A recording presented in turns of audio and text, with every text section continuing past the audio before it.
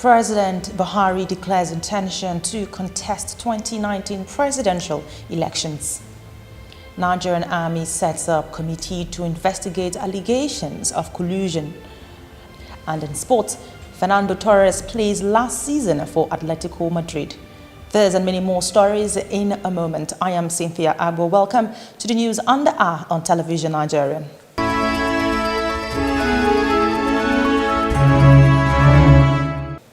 President Muhammadu Buhari will seek re-election in 2019. The president made the announcement at the National Executive Committee meetings of the All Progressives Congress, which held today in Abuja.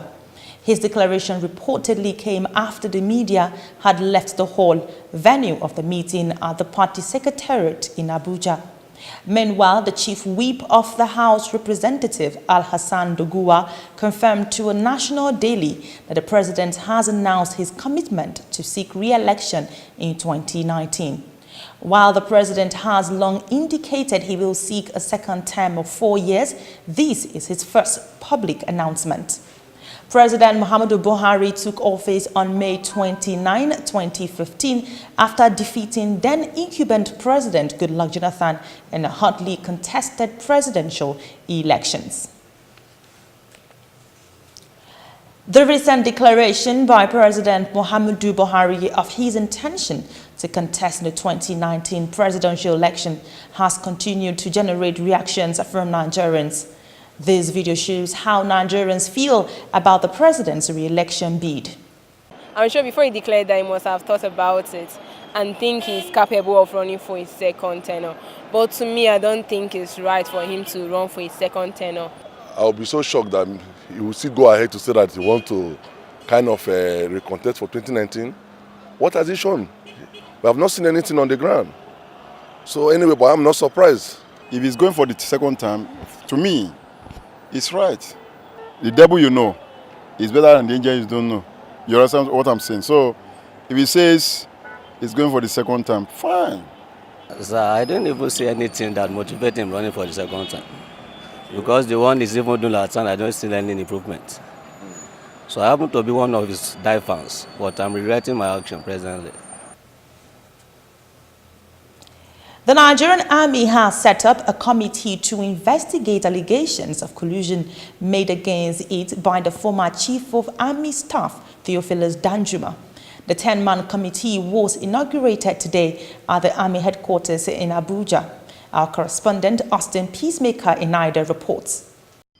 The Chief of Army Staff, Lieutenant General Tukur Buratai, has inaugurated a 10-man committee to investigate allegations made against the Nigerian Army by the former Chief of Army Staff, General Theophilus Danjuma, and others.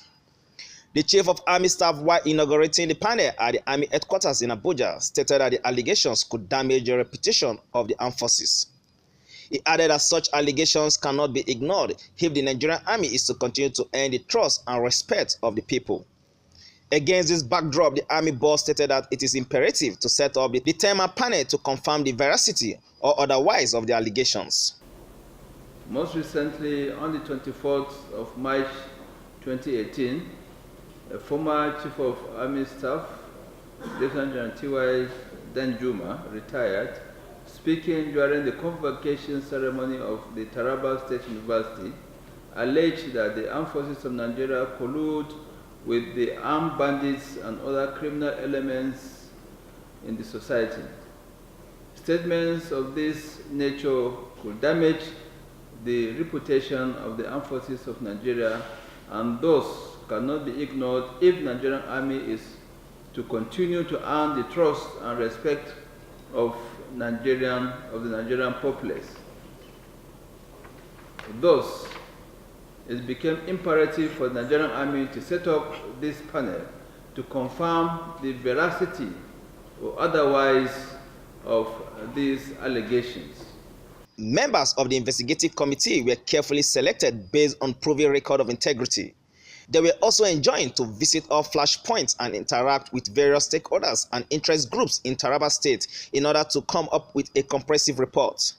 In his remark, the chairman of the committee, Joseph Nimye, a retired Major General, thanked the Chief of Army Staff and promised to be objective in their works and findings. We have gone through the terms of reference, and they are very clear. And by the grace of God, with the time given, we are going to try our best to make sure that we present to you a very, very acceptable report at the end of it, which shall be of benefit to the Nigerian Army and to the nation at large. Over the years, the Nigerian Army has conducted operations in line with its constitutional responsibility of defending the territorial integrity of Nigeria and providing aid to civil authority. It is hoped that the move by the Chief of Army Staff will not only calm frayed nerves, but will foster peaceful coexistence across the country. Austin Peacemaker Inaide, TVN News. President Buhari has declared that members of the National Working Committee of the All Progressives Congress are not eligible to seek re-election in the party's forthcoming congresses and national convention. The president spoke at the National Executive Committee NEC meeting of the APC at the party's National Secretariat in Abuja. He pointed out that the provision of Section 30, Subsection 1 and 3 of the party's constitution stipulates that any officer currently serving and wants to seek re-election must resign their appointment 30 days before the election. The president explained that those provisions makes the current National Working Committee and other officials across the state ineligible to run for elective positions in the party. The Katsina state government is reacting to a rally by the People's Democratic Party, which observers say was free of rancor and intimidation. The Director General Media and Publicity to the Governor, Ibrahim Abdullahi, described the rally which took place in the state as a clear demonstration of Governor Aminu Masari's maturity and understanding of how politics should be played. The aide on media and publicity lamented that during past People's Democratic Party-led administrations, such political freedom was absent in the state. He further assured the people that the government will continue to pursue and implement issue-based politics free of intimidation and harassment. The Nigerian Army has been cleared of any complexities in its operations to end herdsmen-farmers clash across states in the country. A group disclosed this at a press conference to address misconceptions and allegations against the Army. Our correspondent Austin Peacemaker Inaide reports.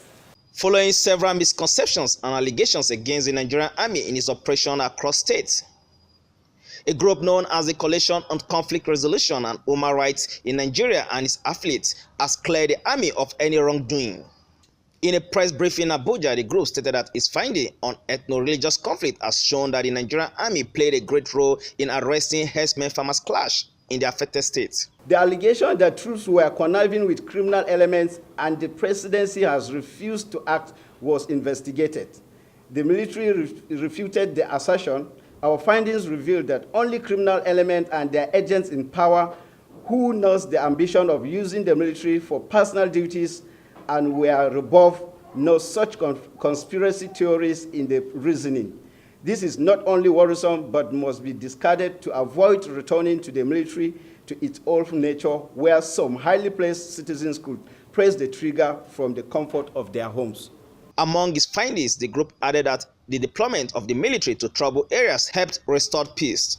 The outcome of the review revealed that since its deployment to address the crisis, the military has made commendable effort at restoring order as it has arrested and neutralized some of the criminal elements unleashing mayhem on affected communities.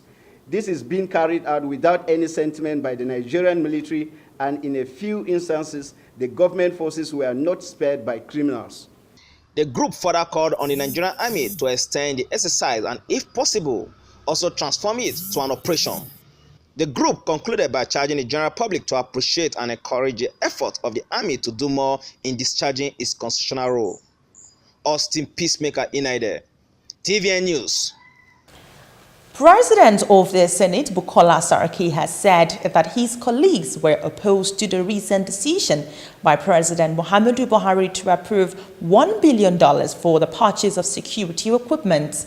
Senator Saraki broke his silence over the weekend in Jos, Plateau State capital, during a retreat organized by the Senate Press Corps with the theme Strengthening Executive-Legislature Relations. According to him, the president's approval was without recourse to the National Assembly, saying that there is no security architecture of this country that can work without a strong synergy between the executive and the legislature. The greatest challenge we have today in our country is security.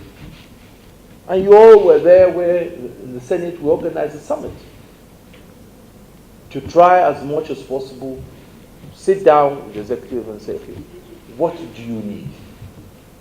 Because the challenge we have in security cannot be overcome by just regular issues or regular mundane administrative issues. A serious reform is required in the security sector. And it is an executive-legislative relationship that can drive that. Because there are two major issues.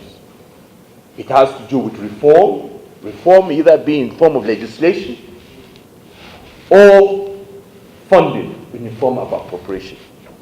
So, there is no way that the security architecture of this country can drastically and significantly be addressed if there is no serious collaboration between the executive and the legislative arm of government. He frowned at the recent release of the names of some senators who were tagged looters by the federal government. Environment where you see someone in the executive standing up and saying that the other arm is partner, because we are the partner of the executive. Somebody gets up and says his partner is a thief, is a looter, is a this. How? It's not possible. Let's be realistic. How?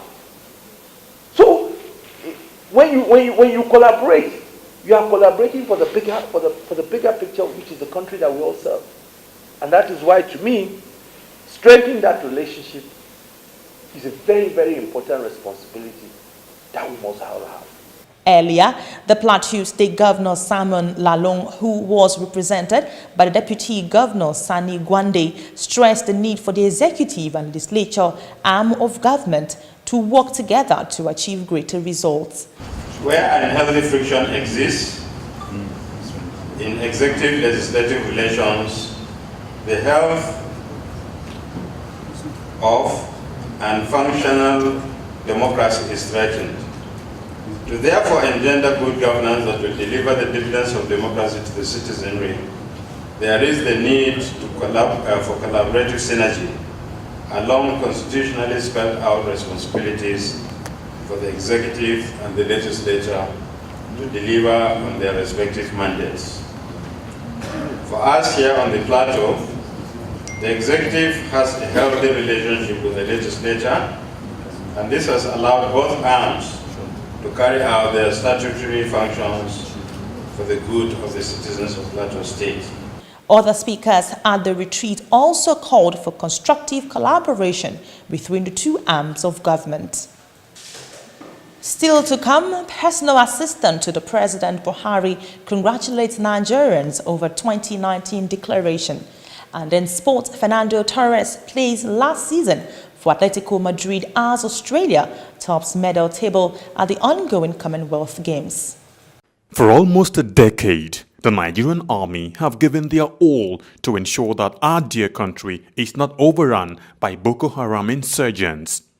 Some have in the process paid the ultimate price, while many will forever live with indelible scars occasioned by their determination to protect the country, no matter the hurdle. Despite these, they have remained resolute and undaunted, and today, all territories the insurgents once took control of have been recaptured and normalcy restored. And now, for the first time in a long time, the end of Boko Haram is foreseeable. Therefore, the wisest thing for the remaining insurgents to do is to surrender today or face total destruction from the army.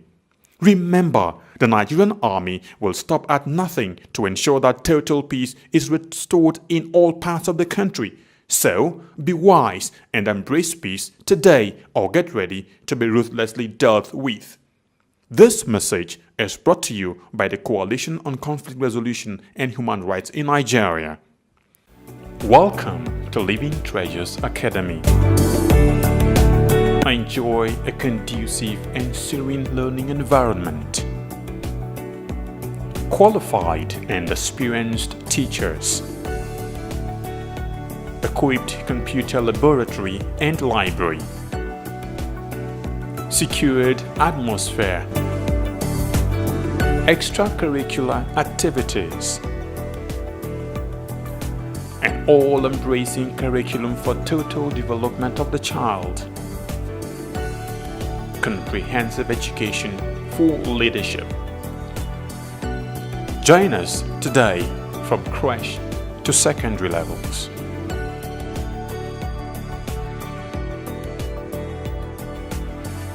Living Treasures Academy, committed to excellence.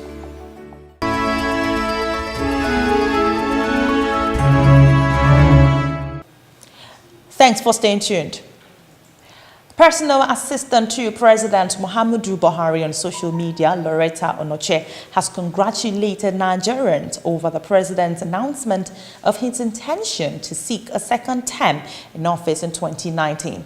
In a post on her Twitter page, Onoche stated that by declaring for 2019, Buhari has answered the call of some Nigerians. The president of the Senate, Bukola Saraki, has visited Offa town in Kwara State, where several persons were killed during a robbery attack. In a Facebook post, the Senate president said he was in the town to condole with the traditional ruler and the people over the unfortunate incident that left many others injured. About 30 armed robbers reportedly hit the town last week, raiding 5 commercial banks along the Owode market area of the town in Offa local government area of the state. Senator Saraki also called the Inspector General of Police, Idris Ibrahim, to commiserate with him on the loss of some policemen in the incident. And in sport, Fernando Torres has confirmed his season will be his last playing his boyhood club, Atletico Madrid. Torres enjoys hero status at Atletico, where he came through the ranks as a teenager and made his first team debut at age 17, but left for English sides Liverpool, Chelsea before making his debut for Italian AC Milan. 34-year-old second stint in the Spanish capital has largely been as a backup. Torres has started only 3 La Liga games this season under coach Diego Simeone. Results from the ongoing Commonwealth Games in Gold Coast, Australia shows that host country Australia tops the medal table with 39 gold, 33 silver and 34 bronze medals. England has 22 gold, 25 silver and 16 bronze medals, while India comes third with 10 gold, 4 silver and 5 bronze. New Zealand comes next with 8 gold, 9 silver and 6 bronze. South Africa, the only African country on the table, comes last on the table with 8 gold, 5 silver and 5 bronze medals. And on the foreign scene, separatists in English Cameroon have kidnapped a former top judge, making a fresh escalation in the troubled region. The judge, Martin Mbeng, had retired last year as the vice president of the Court of Appeal in the southwest region. He was reportedly abducted on Sunday morning. A lawyer and friend of the judge, Agbo Nkongo, said that the abducted judge is in the hands of the supporters of secession. Nkongo, who is also head of a campaign group called the Center for Human Rights and Democracy in Africa, asked for the release of the judge. No claim for the kidnapping is said to have been done, as authorities have reportedly not made reference to it. That's the news on the hour on Television Nigerian. A recap of the headlines. President Buhari declares intention to contest 2019 presidential elections. Nigerian Army sets up committee to investigate allegations of collusion. And in sports, Fernando Torres plays last season for Atletico Madrid. Remember, faith without work is stupidity, and work without faith is similar to groping in the dark. I am Cynthia Agbo. Have yourself a pleasant night.